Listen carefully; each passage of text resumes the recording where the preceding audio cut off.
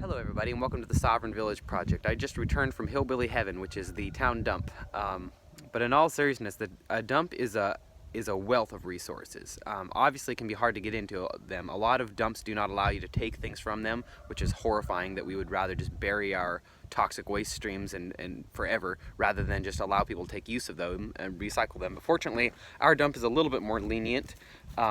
And they actually sell some things such as these barrels. I'm able to buy these 55-gallon barrels, food grade, and I know the source, I know which company drops them off at the dump, and I use those for water catchment, for composting, for burn barrels, as well as selling them. Actually, I'll bring them into Nashville and sell them as rainwater catchment barrels.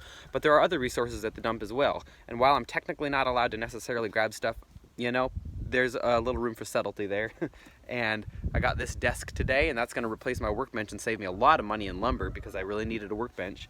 I grabbed what definitely looks like trash, which is these old window blinds, but those are actually very useful. We're about to do spring planting, and all of those window blinds, we cut them up and they make really good markers for us. We can write on them and they seem to retain the writing and they don't get all washed off, so they work better for us than popsicle sticks and other options for marking where your plants are at in the garden. And I also got some wire, which I'll use for compost circles and things like that. You know, wire is always useful on a farm. So one man's trash is certainly another man's treasure, and the dump is a place to find those. And when I go to the dump, I'm very nice. I bat my eyelashes a little bit when I'm at the checkout window. The lady that does the paperwork and everything, I certainly ask about her grandkid and catch up with her and try to make myself memorable, because she's a gatekeeper to valuable resources, and that's kind of how it is with the dump. Is like a lot of these dumps are just like any bureaucracy or government run operation. You're dealing with bureaucrats, and developing personal relationships is a good idea. Like, it may seem silly, but like, I probably saved $50 to $100 today, and this isn't just junk I brought back, you know, that is going to sit around the property. These are projects and things I really need.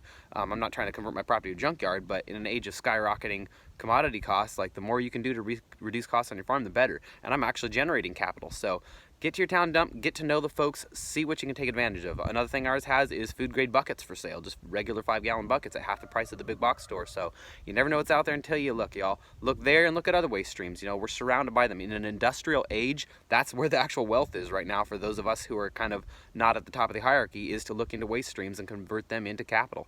So get out there and start converting, y'all. Who needs another excuse to go to the dump? It's fun. So get out there, y'all, and make use of these waste streams and recycle them and turn them into something good. In the meantime, stay safe, be well, and happy homesteading.